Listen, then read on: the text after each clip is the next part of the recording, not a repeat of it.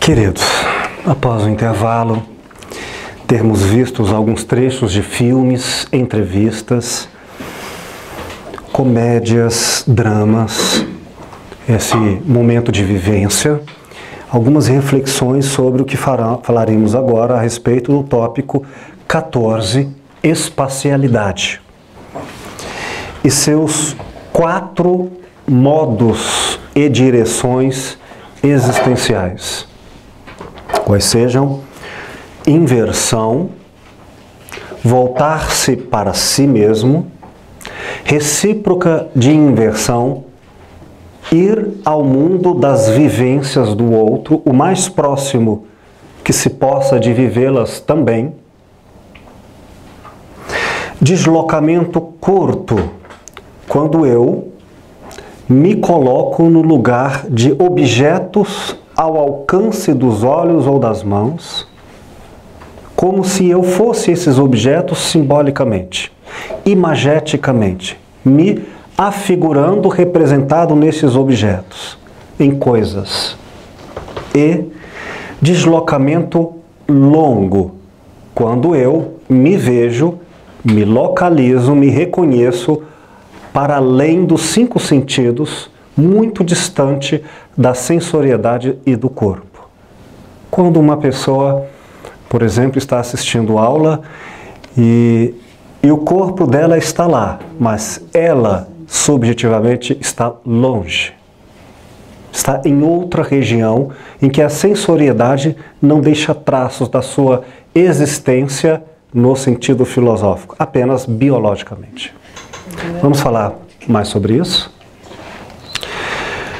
Quando vamos estudar no tópico 14, em filosofia clínica, no tópico da estrutura de pensamento, o termo espacialidade é muito caro. Porque quando nós nos perguntamos com o advérbio de lugar, onde você está? Eu me pergunto, onde o outro está existencialmente? É importante destacar esta qualidade da existencialidade, porque, repito, nós nos acostumamos ou nos mal acostumamos de maneira muito insensata a acreditar que as pessoas estão, no sentido de existirem, onde os seus corpos estão. Isto sabemos por experiência própria, na clínica aprofundada mais ainda, que nem sempre onde o corpo está como a própria pessoa vivencia o mundo. Então, quando eu me faço a pergunta, onde o outro, onde eu posso encontrar existencialmente o outro, com essa analogia, essa metáfora da espacialidade, eu tenho que tentar mapear como uma espécie de aproximação e distanciamento, usando a categoria lugar como uma referenciação, perto ou longe. Perto ou longe, de si mesmo, do outro e das coisas. Ou seja, usaremos referências para afirmarmos a localização existencial, o perto e o longe, dado a referência. Tá bom? Muito bem. Quero, sobretudo, deixar claro que o fato de uma pessoa conversar e se entender com o outro não quer dizer que foi ao mundo dela. Não quer dizer que a compreende no seu próprio mundo. Ou seja, por exemplo, racionalmente eu posso entender o outro, concordar com ele, mas nesta conversa eu não ir ao mundo dele. Bom, sobre este aspecto, vamos falar neste momento também sobre a alteridade. A alteridade é um aspecto ético de ir ao mundo do outro com respeito à outridade, tanto de outro quanto de mim mesmo. Portanto, alteridade não é simplesmente eu ir ao mundo do outro, mas eu respeitar as nossas diferenças. Portanto, tanto o outro quanto eu somos igualmente dignos de identidade própria. Bom, posso eu ir ao mundo da outra pessoa, da vivência dela? É uma pergunta. Autores dos mais diversos, ligados a esse exercício fenomenológico da filosofia, quer dizer, eu não posso viver diretamente a essência do que o outro subjetivamente vivencia. Se você tomar um café, eu não posso experimentar intimamente a sua experiência única de tomar o próprio café. E mais, nem você mesmo poderá repetir a mesma experiência de haver tomado o café 2 vezes, porque serão diferentes experiências. De forma que, fenomenologicamente, do fenômeno, da aparência para a essência, algo eu posso me aproximar cada vez mais das causas, da origem do fenômeno, sendo mais objetivo, mais universal possível, e me afastar das primeiras e ilusórias impressões. De maneira em que a alteridade é um exercício fenomenológico de ética em que eu não vou ao outro na sua essência, mas eu vou me afastando dos julgamentos primários, acidentais, e cada vez me aproximando, numa escala ao infinito, das vivências mais íntimas possíveis dele. Entendem? Uma das formas de fazermos isso, por exemplo, é por empatia. Não tenho como eu reconhecer e viver a sua dor. Não tenho. Mas eu, por outro lado, já vivi algo que me parece ser, como a sua, uma dor semelhante. Então, por empatia, eu me valho da minha experiência sem fixar-me nela como referência e dizer, eu sei o que é isto. Mas só aí não há alteridade, porque eu posso não usar a sua experiência e usar a minha. E aí eu nunca vou ao outro, sempre uso a mim mesmo como referência. Mas a ideia da empatia é o que nós temos em comum, como um exercício de aproximação, qual seja, eu sei que a sua dor ou prazer é diferente do meu, porque é único. Mas é uma forma de aproximarmos, eu entendermos, abandonando as essências, as aparências, perdão, e me aproximando o mais possível do contexto em que esta dor acontece. Por exemplo, em uma canção do Chico Buarque de Holanda, incrível, ele define saudade como arrumar o quarto do filho que já morreu. Que riqueza de exercício, de tradução do como é viver a dor de uma pessoa que perdeu o filho. Claro que, não tendo nós como viver a emoção original na origem, temos como criar uma metáfora, uma aproximação de se nós fôssemos arrumar um quarto desnecessitando do comportamento, porque ele já não vai ser desarrumado. Mas arrumar pelo hábito, pela falta, cria-se uma aparência por empatia do que seria algo. Isso é um exercício de outridade. Um exercício. De acordo com os recursos que tivermos, usamos aí o comportamento e função, arrumar o quarto, como uma forma de, eu sei o que é isto. Eu poderia usar outras linguagens e outros métodos, mas, de uma forma geral, eis a pergunta, posso ir ao mundo do outro?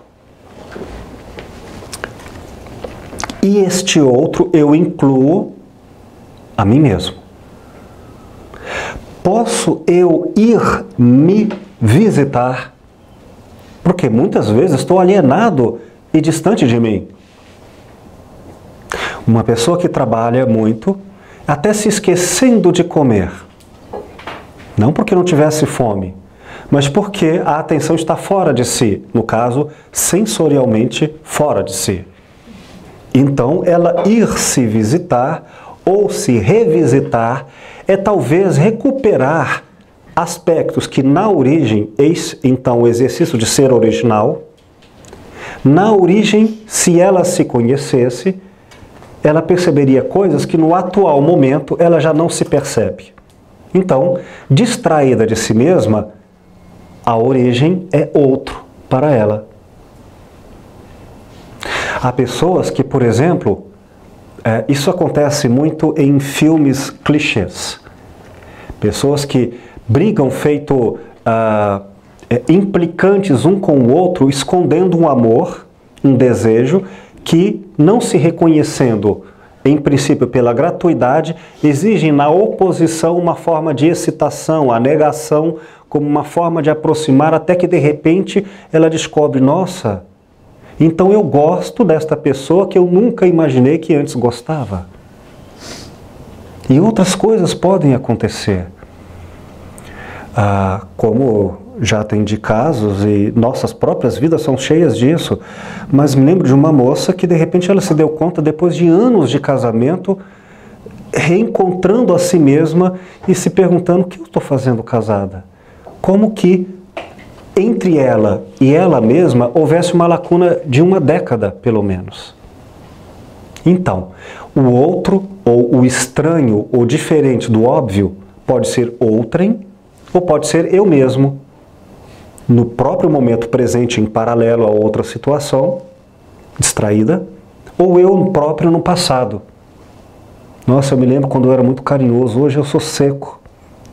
E esta outra pessoa, curiosamente, sou eu mesmo.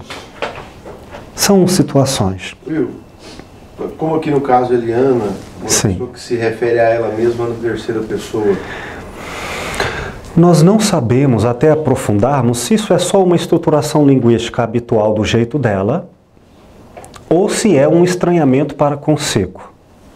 Dizem até que é um clichê de jogador de futebol se referir na segunda pessoa para se auto-vangloriar como um clichê, uma objetificação de mídia. Então, as aparências enganam até que a gente tenha padrões que confirmem um significado. Por isso, a historicidade não é feita numa primeira impressão, e sim uma visão panorâmica, divisões e revisitações da história, depois enraizamentos até termos o substrato do que, de fato, persiste na estrutura de pensamento. Aparências. Quero dizer uma coisa. A tese fenomenológica é diferente da tese filosófica da metafísica, para a qual, ao contrário da fenomenologia, afirma: é possível sim eu viver diretamente a experiência do outro. Eu sei que isso pode parecer estranho, mas será algo investigado no tópico 29. Matemática simbólica. Quando o conceito de eu, fenomenológico, não é o principal elemento do recurso que utilizaremos para ir à estrutura de pensamento de uma pessoa, porque não é a pessoa o centro de si mesma, mas um mundo, uma realidade, uma objetividade tecida em sistema. Veremos isso depois, mas eu vou dar alguns exemplos bem práticos.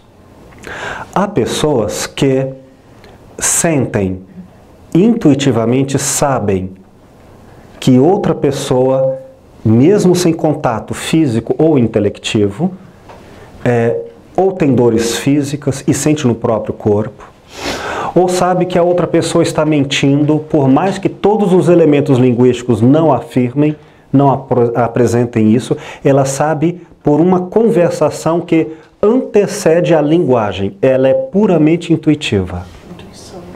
Uma intuição que, neste caso, não é via linguagem, porque a poesia é uma intuição via linguagem, que reúne sínteses de experiências. Aqui eu me refiro a algo anterior à experiência.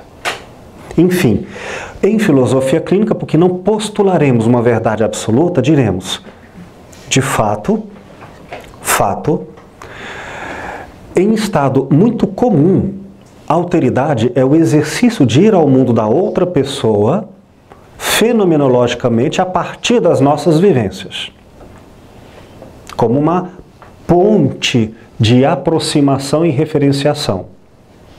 E é claro, isso porque teremos muito respeito ao outro, tal qual nós próprios tivemos a experiência de querer explicar a outrem como nós vivemos uma experiência e não conseguimos, porque foi intraduzível e incomunicável a vivência na origem. Daí respeitamos quando é a vez do outro falar e eu não entendê-la como óbvia. Então, vamos ter alteridade no sentido fenomenológico. Mas vamos também ficar abertos para o fato de que algumas pessoas ou situações podem ocorrer um fenômeno que não é o da alteridade, mas é o da mística de uma profunda vinculação com o outro em elementos que ultrapassam a linguagem. Mas este segundo ponto deixaremos para depois. A aula de agora se refere no bojo à alteridade, na prática clínica. Prontos?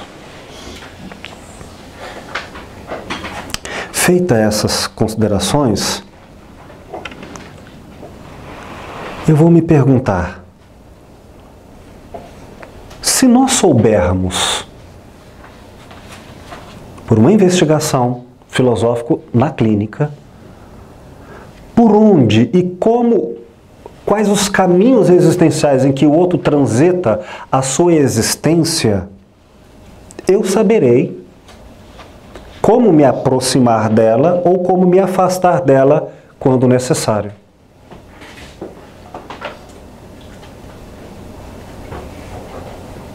Isso não é óbvio. Por exemplo, vamos imaginar que uma pessoa esteja muito magoada com outra.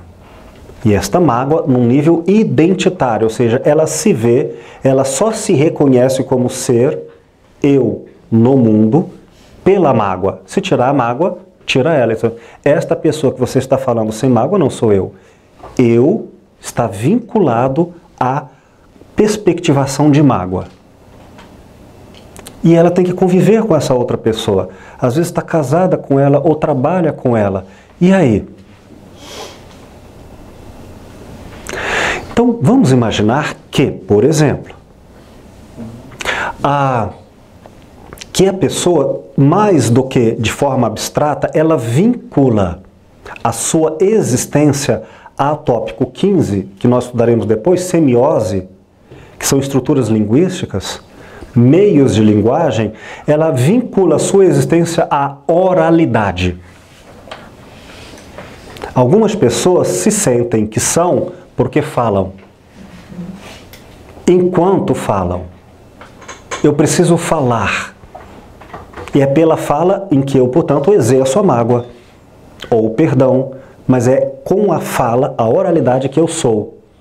Sou enquanto e porque falo. Se eu descubro, e aqui é um caminho hipotético, mas um caminho comum ao que se verifica também na variedade das possibilidades da clínica. Se a pessoa vincula o caminho existencial dela via oralidade, então o tópico 14, vinculado ao tópico 15, que é uma estrutura de pensamento conjugada, eu posso conviver com esta pessoa sem ter que falar com ela ou falando por escrito, ou o mínimo de fala oral possível, de maneira em que a mágoa não vai transitar este caminho, não vai alimentar, ficarei ao lado do corpo dela, mas não existencialmente conviverei com ela. Há pessoas que fazem isso com sexo, por exemplo. Entende? Vincula apenas ao sexo, ou apenas ao dinheiro, apenas ao comportamento, e aí não existencialmente. Nós vamos mapear. O fato é que quando uma pessoa precisar ficar sozinha, o que isso quer dizer? As aparências enganam. Se a pessoa diz assim, eu quero que você vá embora, por favor. fiz até as suas malas, não aguento mais você. Se a pessoa simplesmente sai, às vezes ela pode não se dar conta de que a maneira com que ela precisa ficar só é ao lado da outra pessoa, sem conversar. Boicote, né? Não sei se necessariamente por boicote, talvez ela queira ficar longe da discussão e não do corpo. Não sei como é, mas o fato é que concluo essa introdução para dizer, em clínica, o exercício do ir ao mundo da outra pessoa, ir ao mundo da própria estrutura de si mesma, estrutura de pensamento de si mesmo, não é algo óbvio. E não é algo que se visualiza facilmente apenas pelo corpo. Por isso, eis agora uma aprendizagem, um estudo. Vamos lá? Sugiro então percorremos aqui a leitura no livro,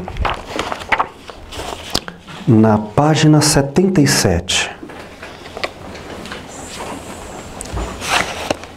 E vamos falar de um dos movimentos existenciais da espacialidade, o estado de inversão. O que é isto? Inversão é todo movimento consciencial que volta a atenção para a própria consciência, para si mesma. É toda a atenção que volta para o núcleo egocentrado desse chamariz, dessa intuição do eu próprio. Se algumas pessoas, por exemplo, se reconhecem no mundo mais pelo que sentem emotivamente, o que seria uma inversão existencial é, via emoção, sentir a si mesmo. O estado de inversão é eu volto-me para mim. Agora, o que quer dizer mim? Vai ter que pesquisar. Para algumas pessoas é o abstrato. Outras é sensorial. Se vamos falar em inversão, temos que pensar. Quando eu entro em inversão, eu consigo contato com o outro ou eu fico cego e surdo para a percepção do outro?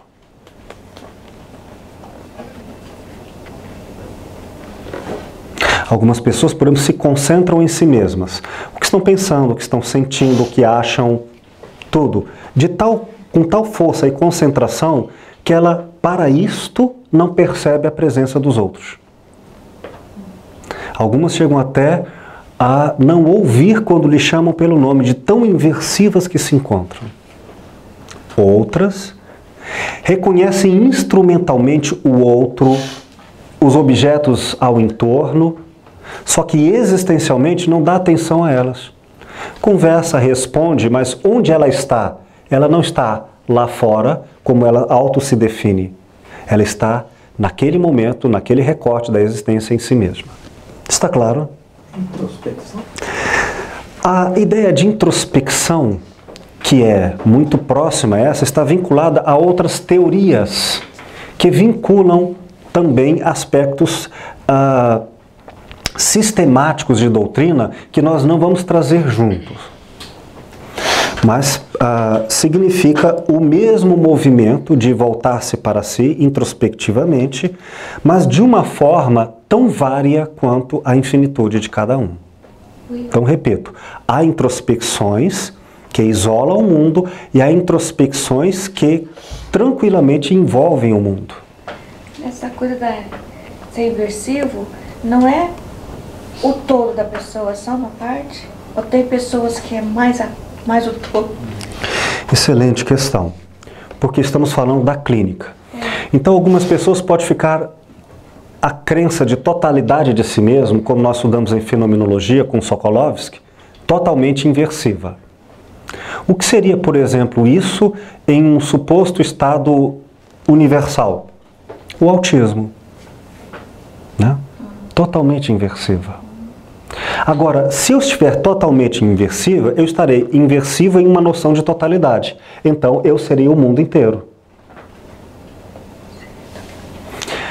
Agora, poderia eu ficar inversivo apenas em alguns aspectos e não em outros?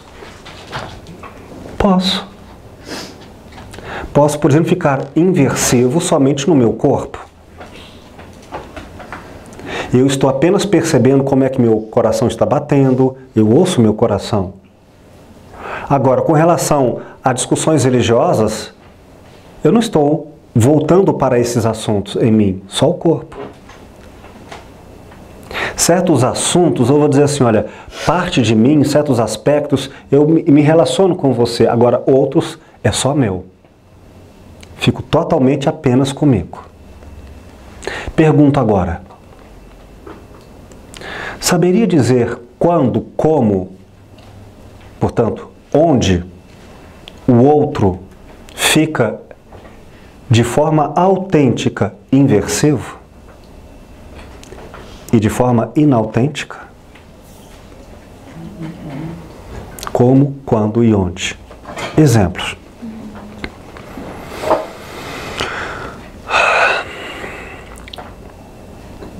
O garoto ou a garota chega em casa de algum mau humor, entra no quarto, fecha a porta.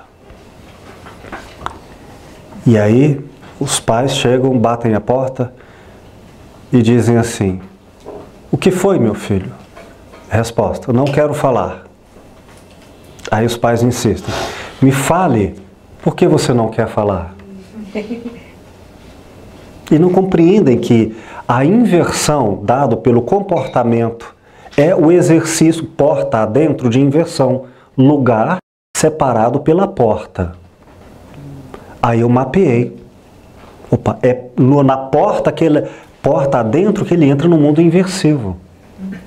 Algumas pessoas podem fazer isso apenas na igreja, do lado de fora não. Alguns assuntos ficam inversivos, outros não.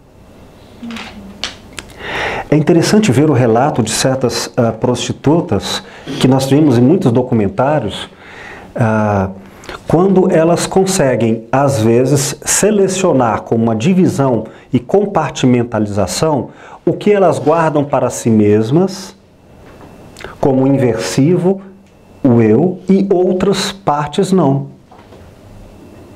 No filme Uma Linda Mulher, maravilhoso, Uma Linda Mulher, um Lindo Homem, o Richard Gere e a Julia Roberts. Ela aprende, é ensinado a ela, como uma jovem iniciante à prostituição, diz assim, olha, o corpo pode usar à vontade, é seu instrumento de prazer, mas o beijo é meu mundo. Acessar o beijo seria acessar a quem eu sou, de maneira que o beijo é inversivo nela. É o mundo interior, e isso ela não compartilha, o corpo sim. Poderíamos dizer que nesse aspecto, o fato de ela ceder o seu corpo, ela não cede a si mesma. Eu não sei, estou ficcionando, estou criando uma espécie de divisão compartimentalizada da existência no qual ela se protege. Agora, vamos imaginar que neste caso, traí-la pelo beijo seria uma traição no seu mundo interior. Não sei se é um mundo religioso, um mundo de valores, se é um mundo sensório, não sei. Seja como for, temos que pensar sobre a inversão como uma conversão da atenção para si mesmo, tal qual se concebe, e pensar se isto é uma atitude que inclui o que é muito comum, o egoísmo, a dizer que todos os egoístas, assim chamado, e caracterizado pela forma de egoísmo de cada um. Mas todos os egoístas, e esta como doutrina fixa, como fixação identitária no eu, são necessariamente inversivos no objeto que referenciam o seu egoísmo. No meu caso, o chocolate. Né? Brincando. Ou não. Quando se refere ao egoísmo, estamos falando de inversão. Mas nem todo inversivo é egoísta. Alguns exemplos. Quando Madre Teresa de Calcutá elaborou o seguinte método, chamemos-nos de clínico, de entender a fome do outro. Aí nós estamos falando da inversão. Um movimento oposto, chamado recíproca de inversão, ir ao mundo das vivências do outro. E ela elaborava como eu posso sentir o outro naquilo que ele próprio sente. Ela elaborou um recurso. Vou fazer jejum, de vez em quando passar fome, para eu, inversivamente, me lembrar e depois ir ao mundo do outro. Então esse é um caminho. Algumas pessoas usam a inversão para fazerem um movimento inverso, recíproca de inversão, depois. Um outro exemplo? Eu preciso me concentrar. Por favor, eu vou estudar, não me chame a atenção, eu vou ficar neste mundo. Totalmente aqui. Ou vou ver um filme. Não fica conversando durante o filme, eu quero ficar totalmente absorto e entregue ao filme. Inversão, talvez. Está claro? É autêntico? Oi? Se for autêntico, isso vai produzir força de vida. Se for inautêntico, isso vai minar a sua força e vai causar a ela vários efeitos que serão da fragilidade, da violência, da compensação desnecessária e alienada. Aí nós temos que ver no aspecto clínico. Está claro o que é inversão? Então, se nós fizermos um movimento de provocar inversão na outra pessoa, eu falo, me fala o que você está sentindo. Eu estou levando ela para, inversivamente, dar atenção a si mesma. Vamos ver um exemplo inautêntico? A pessoa está sofrendo uma culpa, um remorso muito grande. Aí eu falo para ela me falar mais, o que vai enraizar, aprofundar, levar uma lupa. Me fala mais do que está fazendo você sofrer. Isso não poderia levá-la a entrar em contato mais com a parte seletiva de si mesma que ela agora gostaria de não aprofundar? Então, a inversão, neste caso, de forma mal conduzida, pode, ao contrário de pôr para fora, abrir e aprofundar a ferida. E não é isso que muitos fazem desavisadamente? A pessoa chega falando de um problema e fala, me fala mais disso.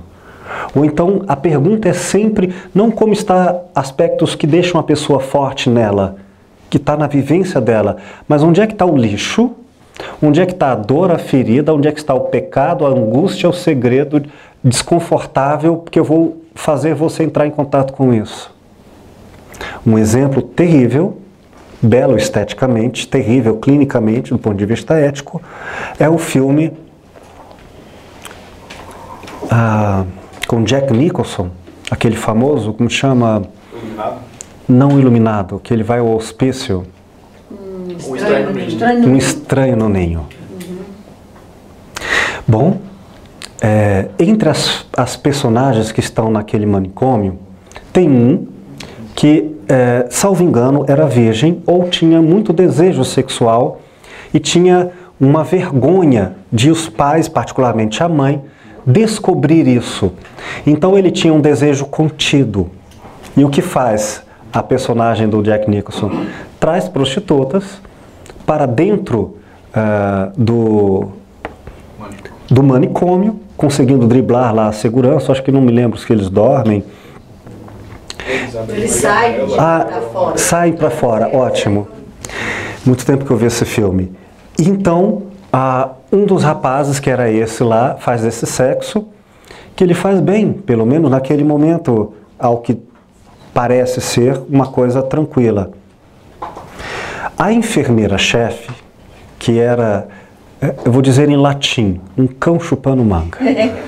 Aí vocês traduzam que ser humano era aquilo. Bicho ruim. Ela sabia onde controlar aquelas pessoas no mundo de dentro delas e fazer com que elas voltassem-se para si mesmas exatamente no ponto de autorreconhecimento mais frágil e perigoso. E falou para ele: eu vou contar para sua mãe o que você fez. A vergonha, o sexo. Aí ele, voltando-se para si mesmo, reconhecendo justamente aquela região que não deveria ser interpretado naquela perspectiva, ele não se suporta e se mata. Então, muito do suicídio é a crença de que o mundo sou eu. Que meu problema, que é este pedaço de problema, ou da semana passada, deixa de ser o mundo inteiro para além do problema e se torna uma hipostasia, ou seja, uma confusão da parte com o todo, e ele vira o todo. E muita gente inversiva, de forma inautêntica, pega um trecho de si mesmo e acha que isto é tudo, e se reduz. Um exemplo de inautenticidade. Mas eu posso fazer isso seletivamente. Posso fazer inversão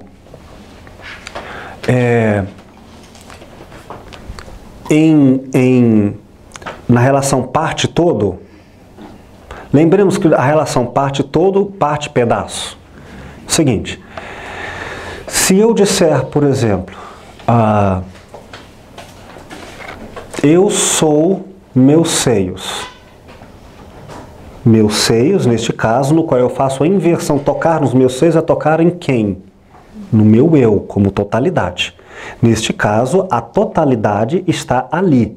É ali que é o fulcro da consciência física invertida de si mesmo.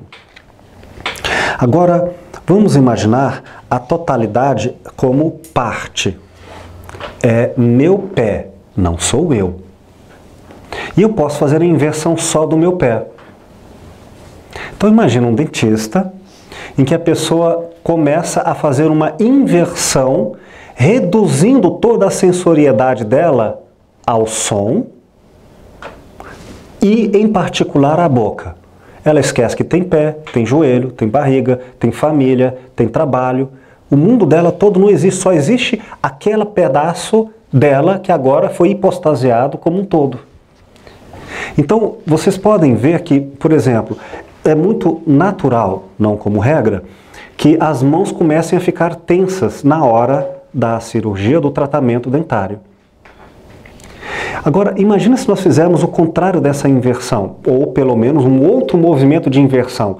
Fala, sim, enquanto está fazendo o tratamento da atenção na mandíbula, fala, sinta o seu pé, e alguém toca o dedinho do pé. Enquanto está fazendo aqui, mas chama a atenção para outra parte do corpo, o que vai acontecer com a consciência?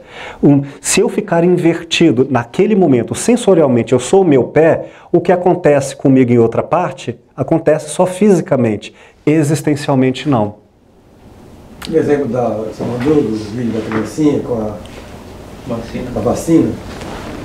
Não me lembro desse vídeo. Ontem. A criancinha sendo vacinada, o médico... como é que fala? Primeiro coloca a realidade virtual nela. Sim. Distrai a criança. Muito bem. Aplica a injeção. Muito bem. Muito bem. Sem perceber que foi aplicado. Bom, então nós temos que entender como cada um faz inversão. Como é que a Laura fez a inversão? Página 78. Olha que o jeito de fazer a inversão deve ser mapeado encontrando-se os padrões existenciais. Ela disse, aspas, nesses momentos eu prefiro ficar sozinha no quarto e não falar com ninguém. Então vejo uma inversão localizada no espaço físico, categoria lugar, e mais a oralidade e expressividade como recurso. Não basta o quarto, é preciso não falar. Aí ela acrescenta, só com meus bichinhos, são os cachorros. Então ela faz inversão com o cachorro.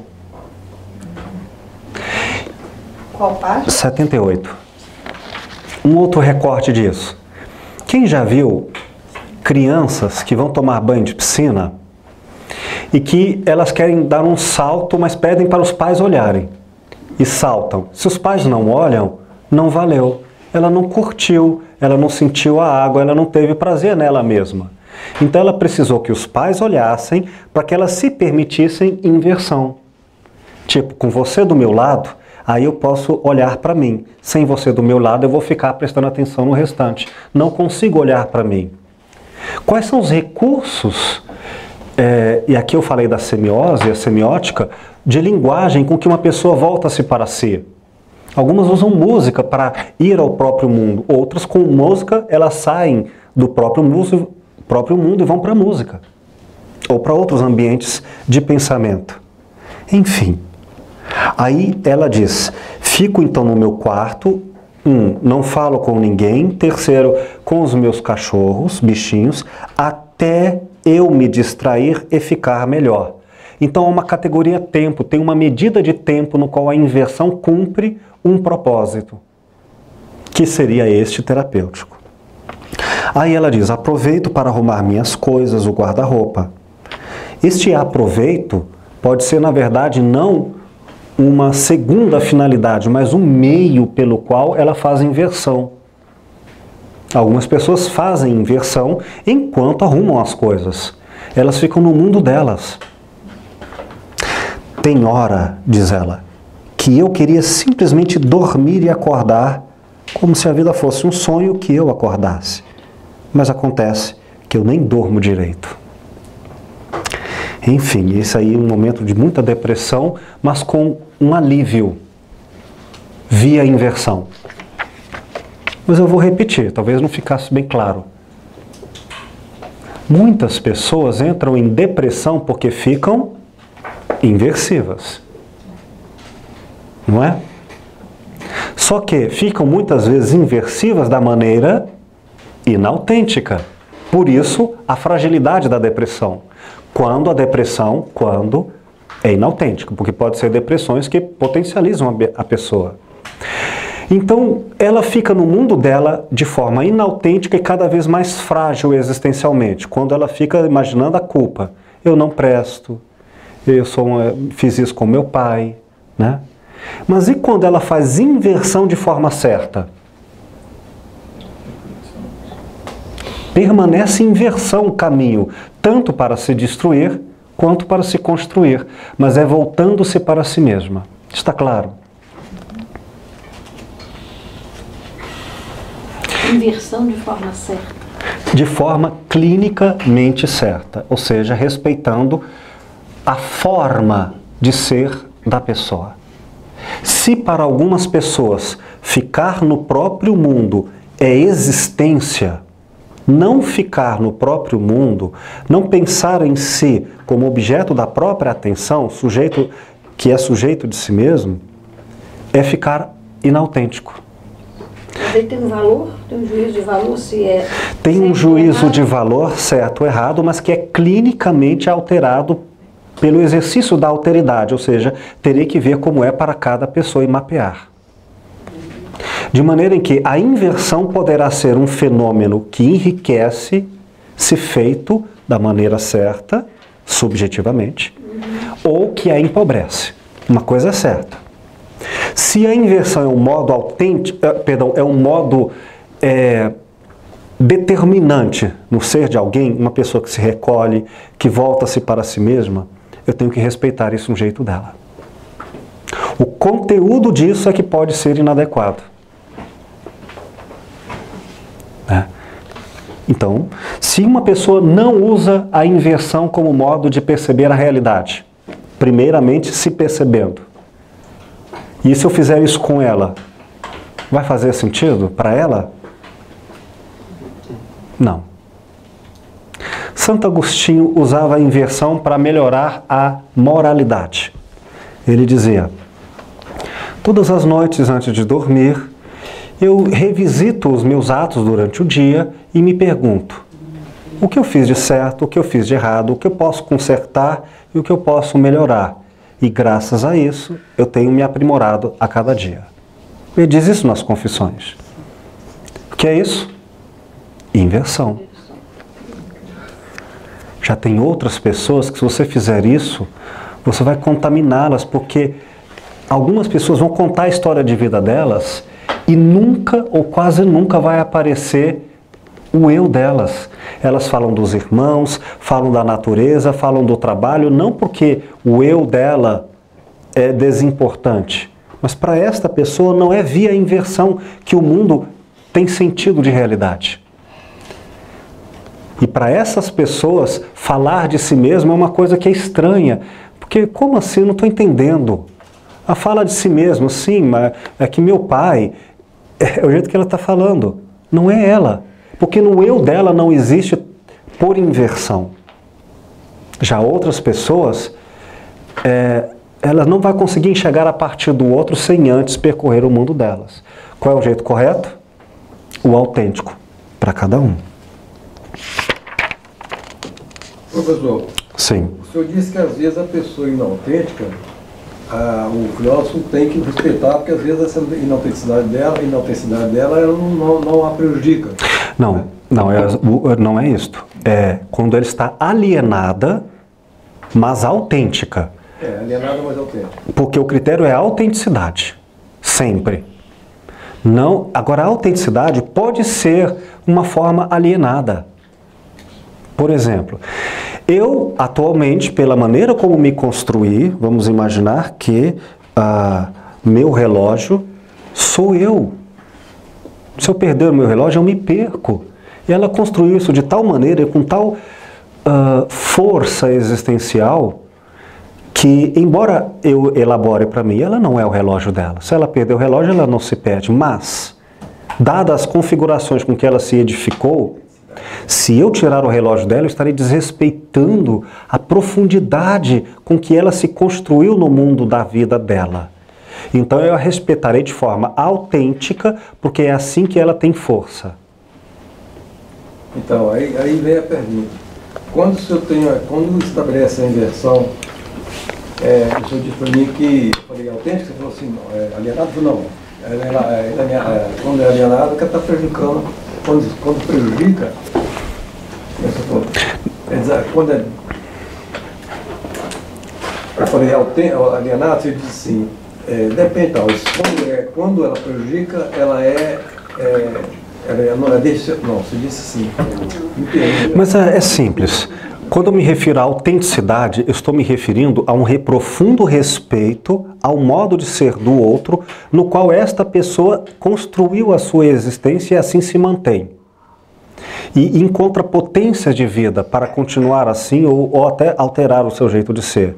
Quando eu estou falando em inautenticidade, eu estou falando em uma pessoa que abandona seu próprio modo de ser no mundo e, portanto, ela não tem forças para fazer quaisquer mudanças ou até manutenções no seu jeito de ser. Acontece que algumas pessoas se alienaram de tal forma a serem alienação um modo de ser. Eu não posso tirar isso dela. Então, se uma pessoa se alienou à sua camisa e eu sou esta coisa, eu devo respeitar esta coisa como modo de ser dela. E ela entra em inversão, tocando a camisa, dizendo, olha como a minha camisa é bonita. Minha mãe que me deu essa camisa, olha aqui. É via inversão. E se eu vou ao mundo dela e ela está inversiva, e eu quero cuidar dela, e cuidar aqui é uma relação de aprendizagem. Não sei se é confronto ou confirmação. Vamos pegar o exemplo da confirmação. Então eu digo, meu amigo, mas que linda a sua camisa. Estou alimentando via inversão algo que para ela a fortalece. É por alienação, mas a fortalece. E se for por confronto? Eu falo, meu amigo, olha, esta camisa, você tem apoiado esta sua força nessa camisa, e o que acontece quando você tira essa camisa? Isso vai acontecer daqui a pouco, como você sabe. Você vai perder suas forças. Então, saia dessa camisa, encontre outros elementos. Enfim, eu tenho que construir isso no modo de ser dela. Só não quero postular, repito, a alienação como um mal de qualquer jeito. Só quando isso tira as forças do modo de ser de alguém. Tem uma forma de deslocamento em isso. Essa inversão é mentalmente, assim, do seu ponto de vista, com uma forma de deslocamento. São movimentos nos quais a inversão é um desses passos, uma dessas direções. Questão de terminologia, mas só para entender. Perfeito, sim. Agora, se é determinante, ela permanece em inversão. Eu não tenho como tirar uma pessoa daquilo que é ela enquanto perspectiva de ser, se isso for determinante. Então, se uma pessoa for inversiva, depende da natureza disso. se ela tem uma natureza, digamos, inversiva, eu tenho que me perguntar, agora com conteúdo, quais conteúdos são autênticos e quais são tóxicos e inautênticos? Porque nem toda inversão é adequada. Acho que eu vou ter que dormir com isso. Eu vou dar um exemplo bem interessante. Eu, certa vez, tive um acidente de moto, quebrei meu pé. Fui para o hospital, esqueci, estava tão desnorteado que eu esqueci que eu tinha plano de saúde. E estou lá na fila de espera no Hugo. E fiquei em uma fila enorme de espera, até alguém me lembrar, mas você tem plano de saúde? É mesmo.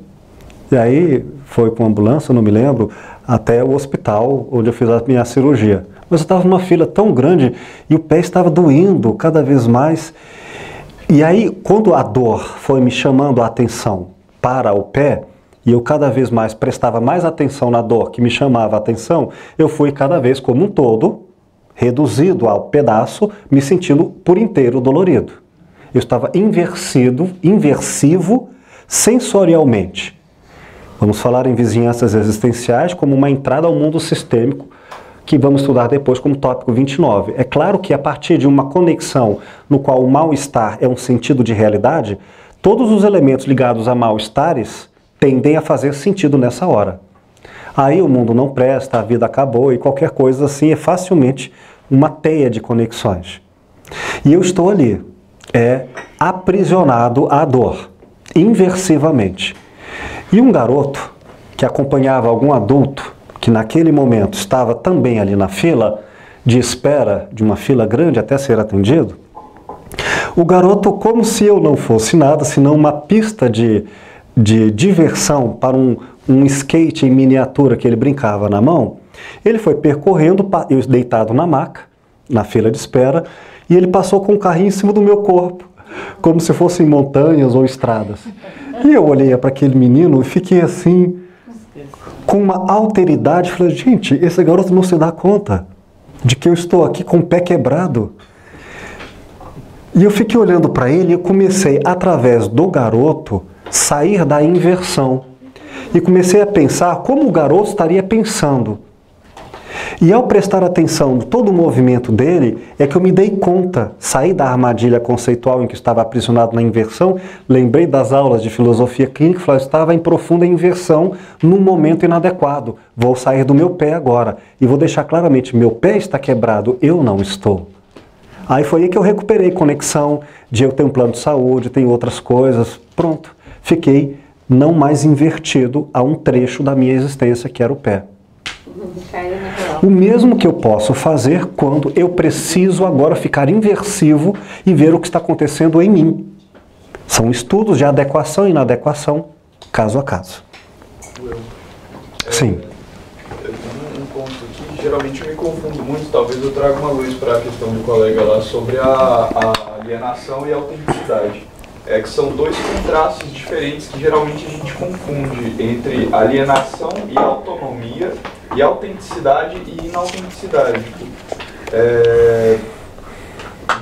Autonomia nem sempre vai ser autenticidade. Tipo, alienação vai depender de como o professor explicou, que é você estar alienado a uma coisa e outra, mas a autenticidade vai depender de como isso faz bem ou não para a estrutura daquele indivíduo. Mas a gente tem que tomar cuidado para não confundir as duas como a mesma coisa.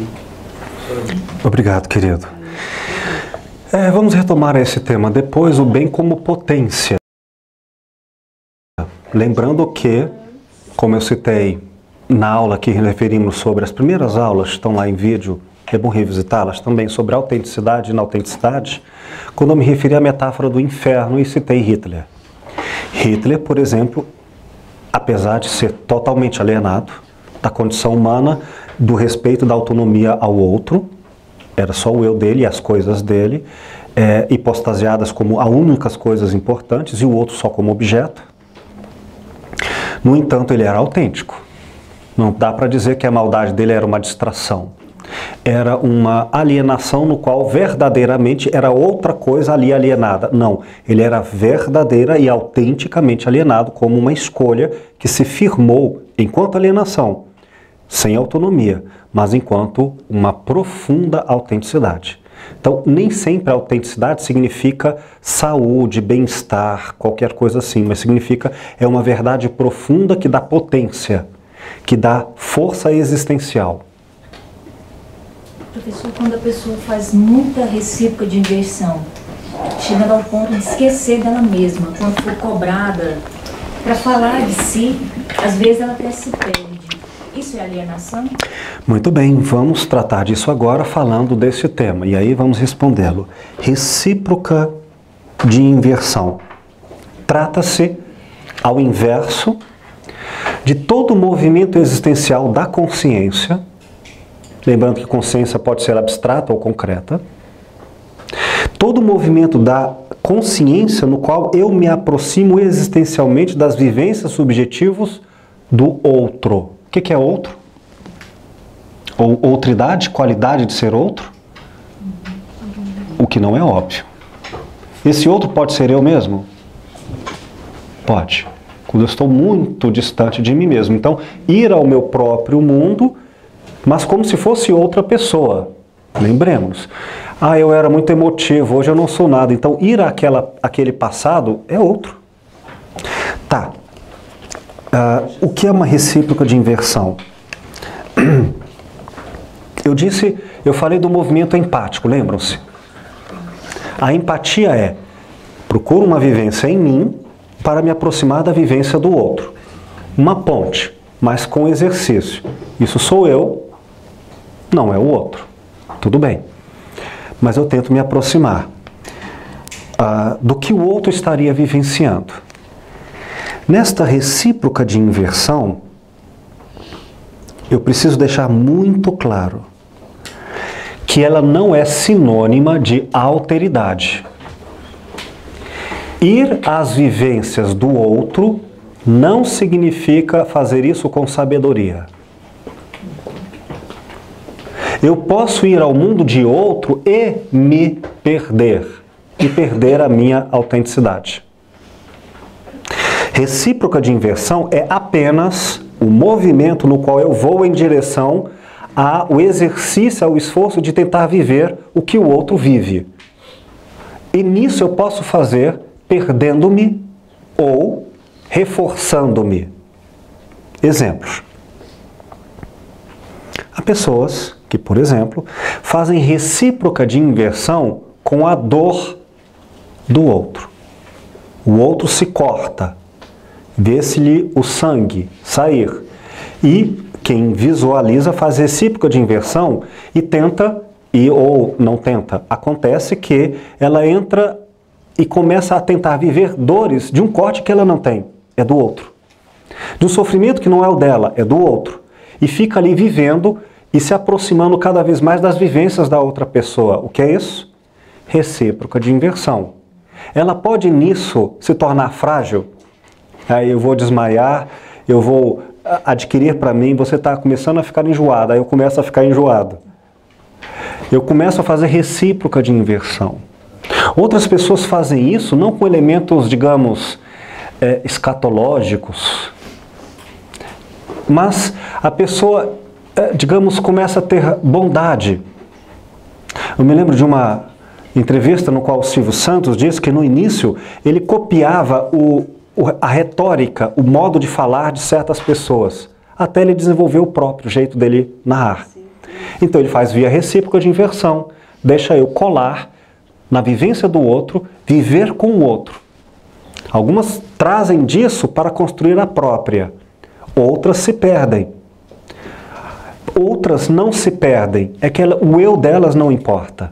Então, elas vão viver por influenciação do meio. São Bob Esponjas da vida. São pessoas em que elas vivem em recíproca de inversão. Resta saber como é o jeito de cada um. Mas algumas pessoas, como você deu um exemplo, eu saberei quem elas são pelo jeito das pessoas que estão com ela. E como ela vai fazer esta recíproca de inversão com seus amigos e com seus pares. De maneira em que, talvez, fazer uma mudança nela seria uma mudança de vizinhanças existenciais. Porque é recíproca de inversão. Você me pergunta se isso é autêntico ou não? Não tenho como saber, a priori. Mas eu sei que a recíproca de inversão é toda forma consciencial de viver o que o outro vive. Ô, professor, onde é que existe, onde reside a voluntariedade nisso? Ou não existe? É excelente questão, excelente questão. Vamos voltar às aulas sobre intencionalidade. O que é intencionalidade? Um meio cognitivo de interpretação que, enquanto forma, localiza no mundo o conteúdo que dá sentido a esta forma. Exemplo. Se eu tenho um ouvido musical e eu ouço o que para outrem seria apenas barulho, para mim é musicalidade, é porque eu tenho um senso de musicalidade, ou de olfato, ou de matemática. Então eu interpreto, isso não é escolha. Quando, digamos, eu estou alfabetizado e leio um outdoor, eu já li. Nesse sentido, se um determinado meio cognitivo, que são os 30 tópicos da estrutura de pensamento, se elas são um modo existencial daquela pessoa, ela vai interpretar o mundo daquele jeito. Se eu sou emotivo, por exemplo, não vou dizer sempre, mas em certas características, a emoção é a cognição, é o modo como eu interpreto o mundo. A questão é qual conteúdo, como emotivamente eu vou lidar com isso, mas eu vou lidar emotivamente com o mundo. Então, onde é que entra a vontade? Responderei com uma abertura da questão.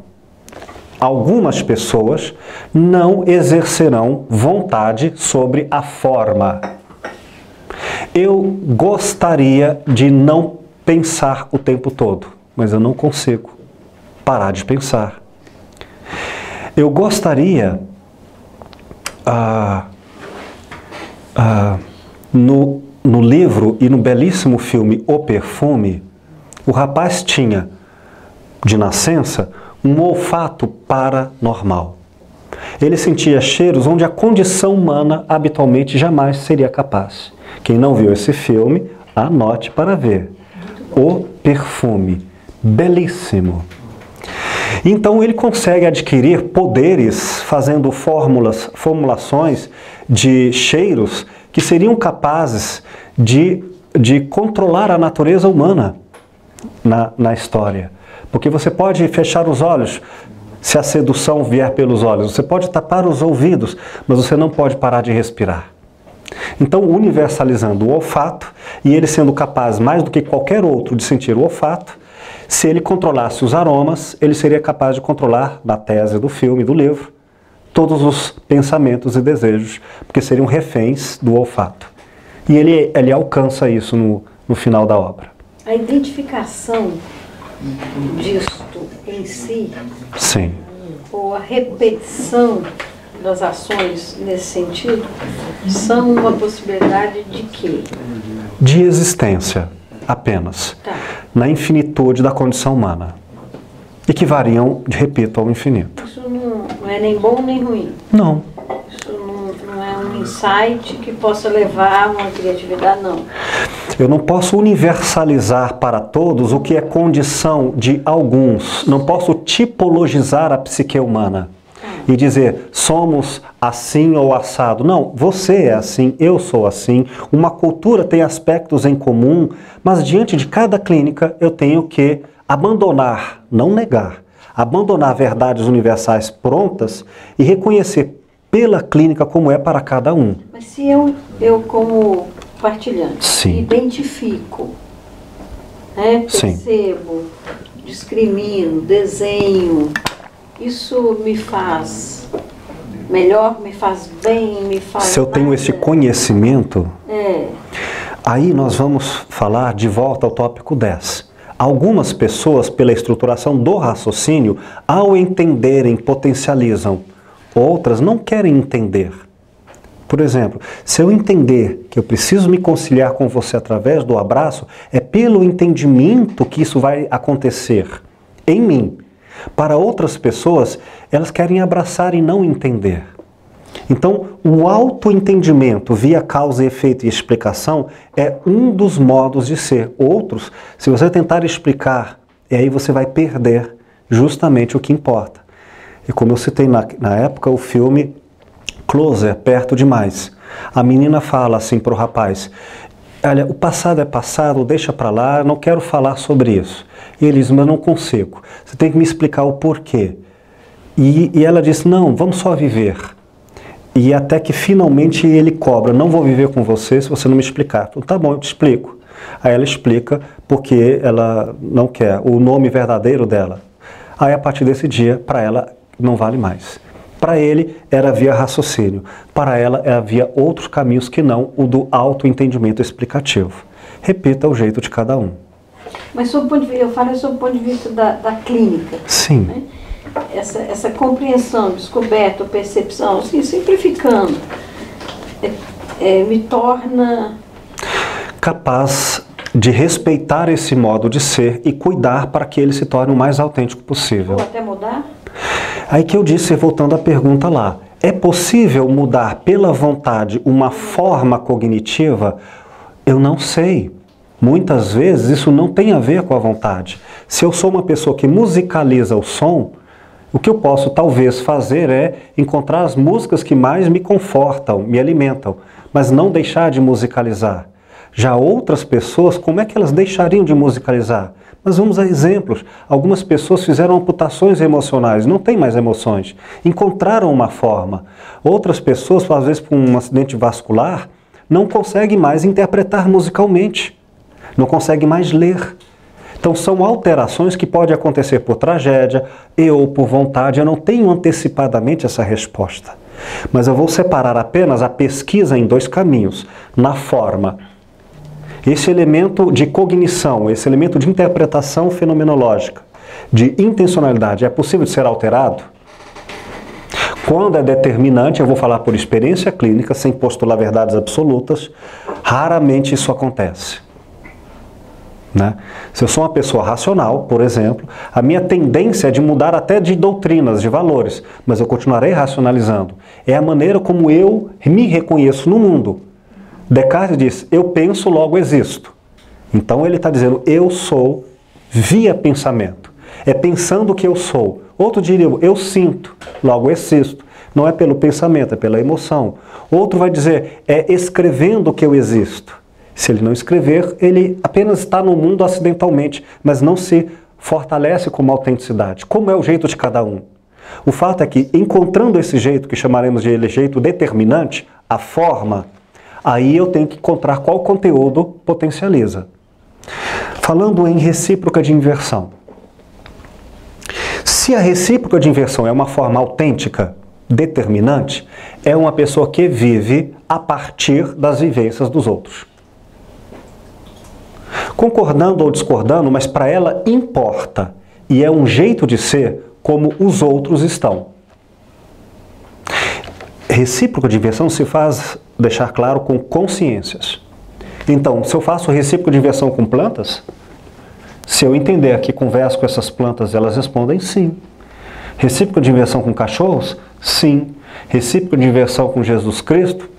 Aí é uma relação de eu me coloco no lugar dessa outra pessoa. Clarice conversava com os peixes. Faço recíproca de inversão com personagens de livros? Com filmes? Sim.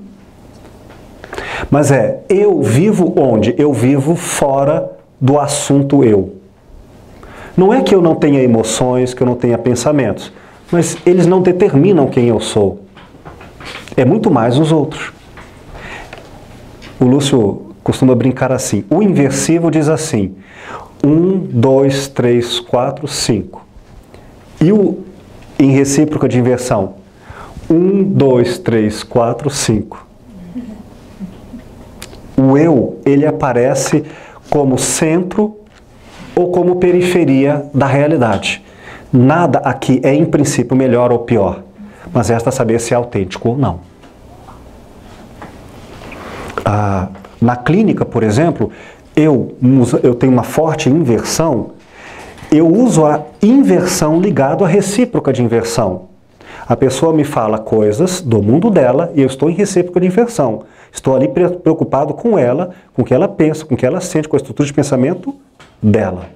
Mas minha consciência, porque é assim, eu interpreto inversivamente, localizo em mim vários elementos que podem ser, na minha biografia, pertinentes à exemplificação para o outro. Não no contexto geral da minha vida, mas só no recorte. De maneira que eu tenho elementos inversivos para ajudar o outro. E aí eu posso usar a inversão como uma forma de posterior recíproca de inversão. Quando se vai, o professor de matemática me ensina matemática. Então imaginem pessoas que vão fazer recíproca de inversão, que tem essa característica forte. E elas encontram um terapeuta corporal. Mas é um grande e bom terapeuta corporal, com muita proeficiência, carisma, potência. E elas se dão bem com esse terapeuta corporal. Por quê? Porque elas são sensoriais? Bom, pode ser uma coincidência feliz. Mas se ela tiver grande recíproca de inversão, ela vai fazer o que para o terapeuta é importante. E o que acontecerá se ela ficar então longe desse terapeuta? Perderá essas características que serão muito mais encantadoras e logo depois vai perder também o alimento que não se transformou em si mesmo, mas era por dependência ou por vinculação irrecíproca. Professor, o que a minha pergunta com relação ao voluntarismo é o seguinte, que o exemplo que o senhor citou é do filme. E aquele médico, ele não escolheu adoecer. O ato que eu cometi quando cirurgião, quando o médico que era um pouco desumano... Qual filme, querido? O golpe Um golpe do destino. Muito bom. Quando ele era médico, ele não era Perfeito, isso. Ele não escolheu, foi trágico. Ele foi trágico. Então, por isso que chegou a minha tratamento, a sua forma de falar, esse cara, essa recíproca de inversão, ela é postulada ou ela é... Muito bem, querido. Excelente observação. No início do filme, ele é profundamente inversivo. Através da doença e um conjunto de elementos como comportamento e função, ele é obrigado a se comportar como paciente no próprio médico, por questões inclusive de planos de saúde. Ele não pode andar como paciente, porque se ele escorregar, é processo para o hospital. Então ele é obrigado a ser tratado como um roupão desconfortável, a andar no cadeira de rodas, e vai conhecendo uma garota que vai estabelecendo com ele, aos poucos, a recíproca de inversão, para que ele então entenda. E é aí que ele vai entender a esposa, é aí que ele vai entender filhos, é aí que ele vai entender o colega dele profissional. São elementos que poderiam não ter feito, uma grande mudança de uma pessoa fortemente inversiva em uma pessoa fortemente recíproca de inversão. Só que aí, no final do filme, o que ele faz?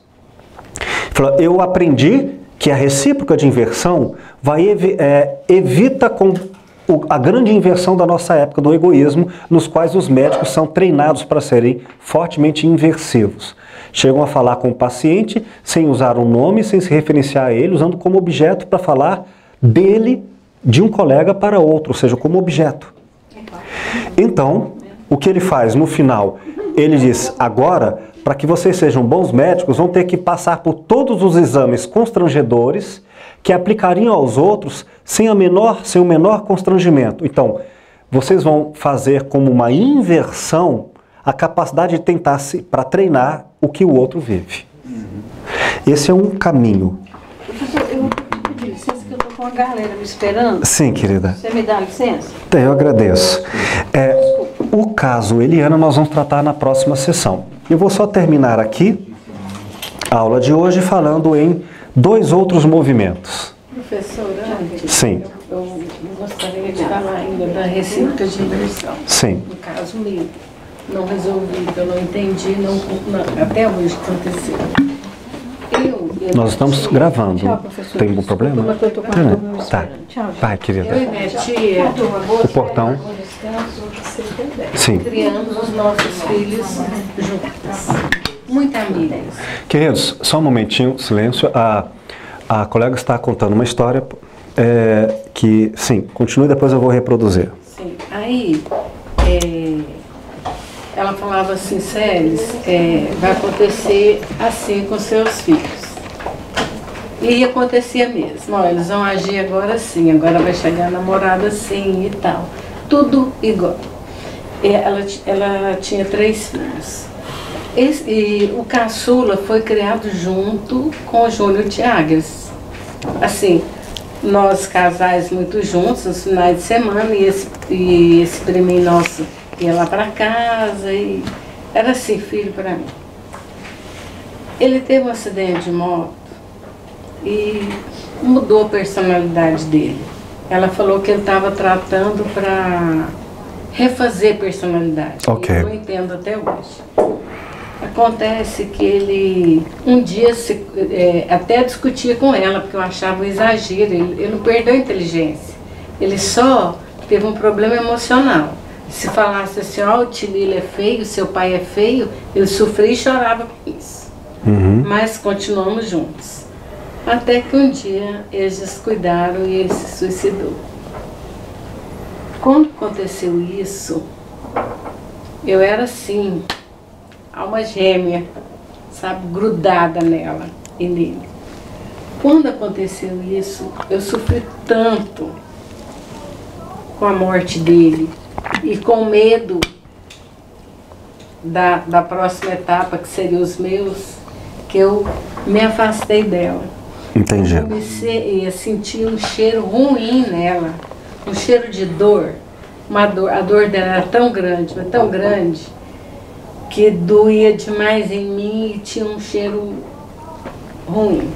Até uma amiga nossa falar, Célis, você não é mãe dele. Eu chorava dia e noite por ele. Você não é mãe dele. Mas, na conclusão, Sim. eu não consegui retomar a minha amizade com ela.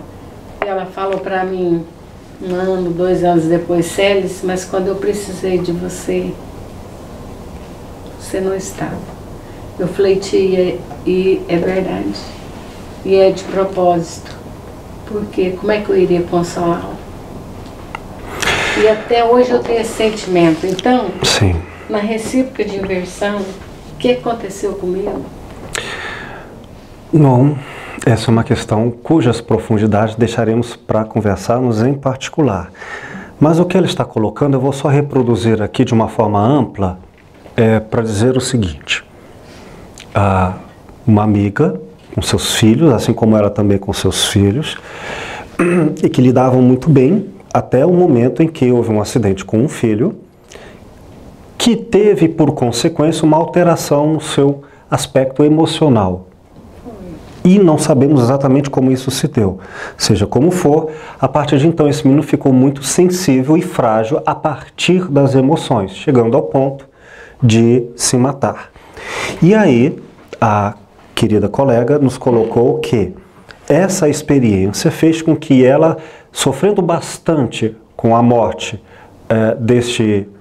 do filho da amiga, decidiu afastar-se dela e da família dela, porque não conseguia, tamanho sofrimento que estava vivendo, de se aproximar. Mas houve também a reclamação desta amiga, que era justamente o momento que esta amiga precisava de ajuda. Pois bem, olha que interessante. Claro, à distância, grosso modo, pela sua fala. Fazendo uma grande recíproca de inversão com aquela família, com as dores dela, trazia para si de uma maneira que ficava inautêntica, no qual estava perdendo as suas forças. E qual recurso que encontrou, já que trazia essa grande recíproca de inversão, para não cair junto, já que estava se fragilizando com a mesma dor? O recurso foi: vou me afastar da recíproca de inversão e entrar em inversão, porque não consigo de outra maneira. Ora, Se não consegue, e esta foi a forma que encontrou de lidar com a situação, são os limites da vida. E é importante que pelo menos os dois não caiam.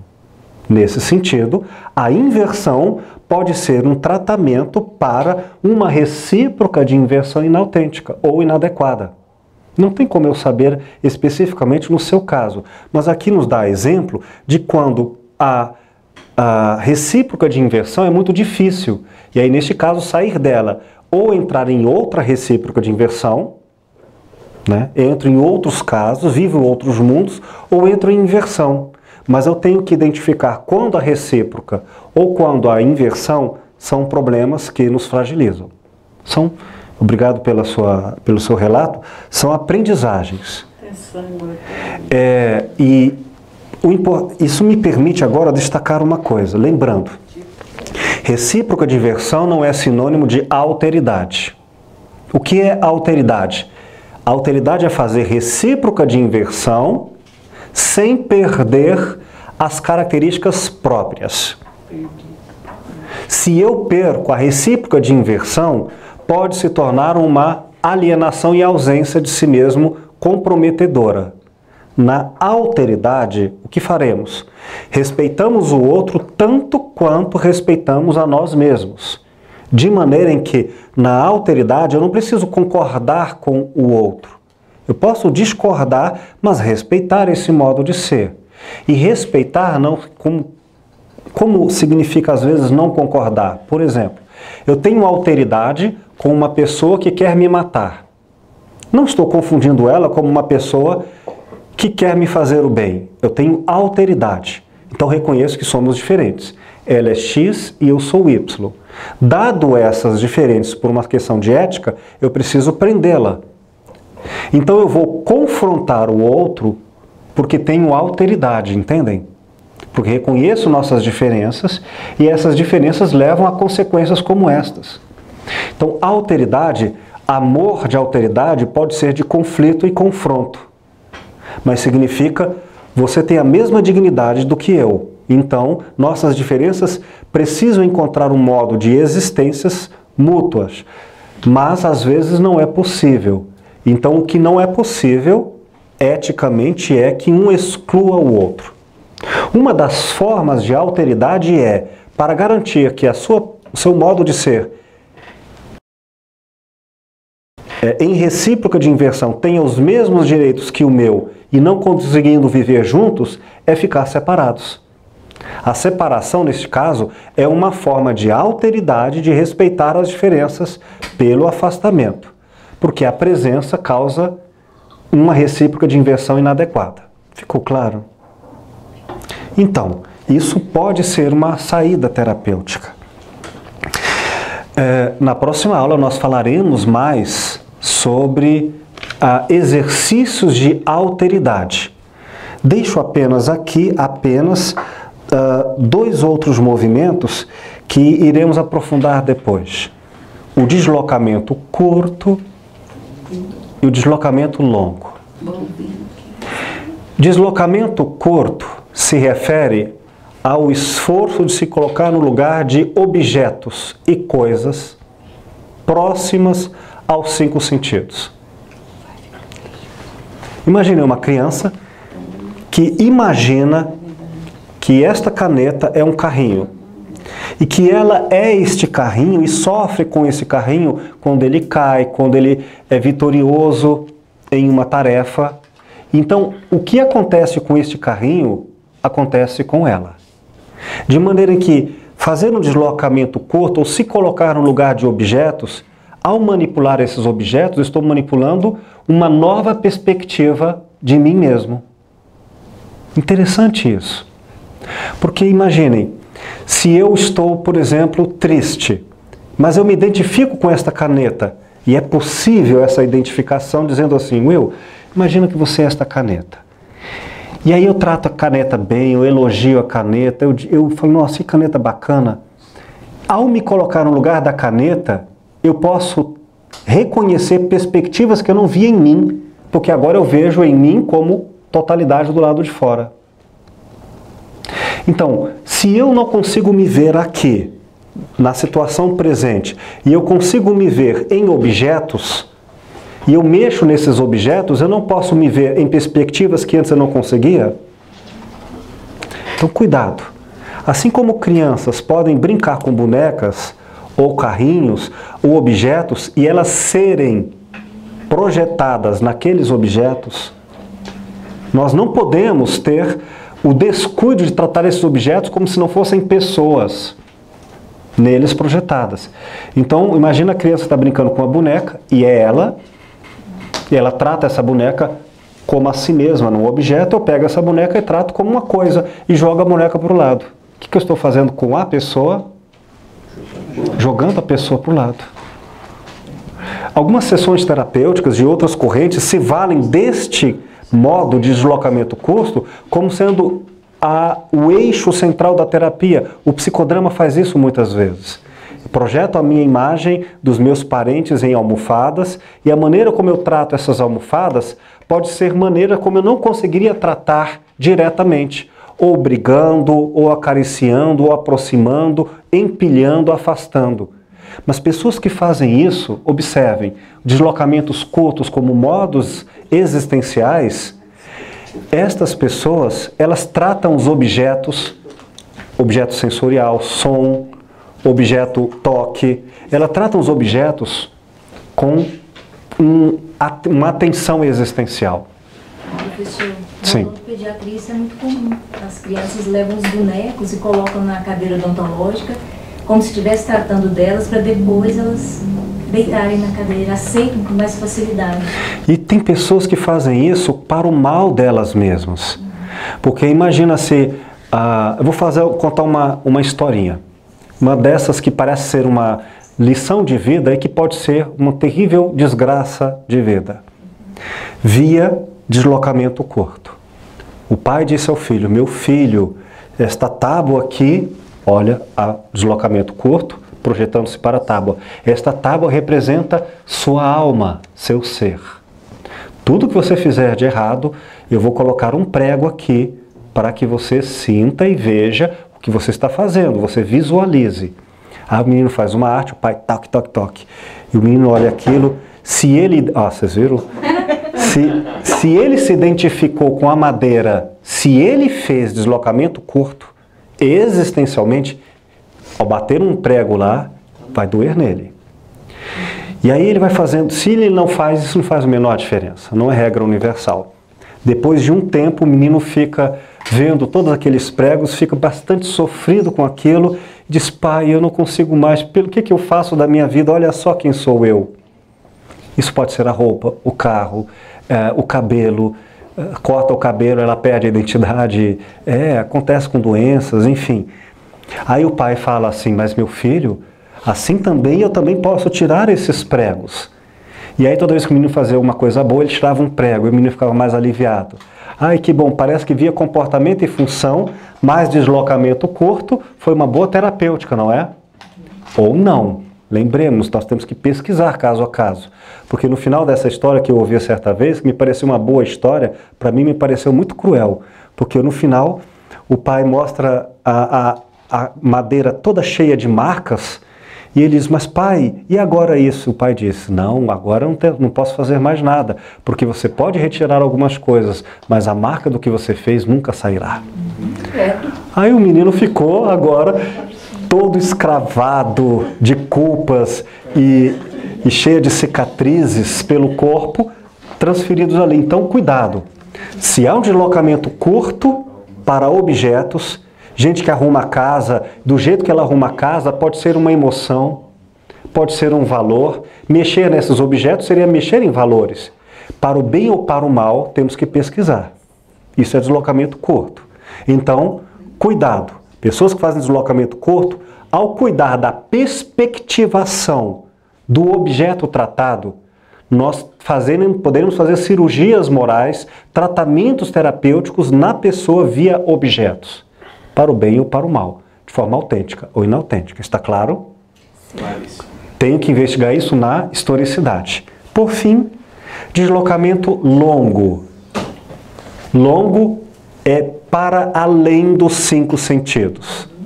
Ela está em outro lugar em completa, profunda abstração. Isso pode ser bom ou ruim, temos que pesquisar. Mas algumas pessoas que não conseguem deixar de viver com aquelas que estão próximas fisicamente, podem ficar em deslocamento longo e assim ficam bem ao lado delas. E outras pessoas que fazem isso com sexualidade.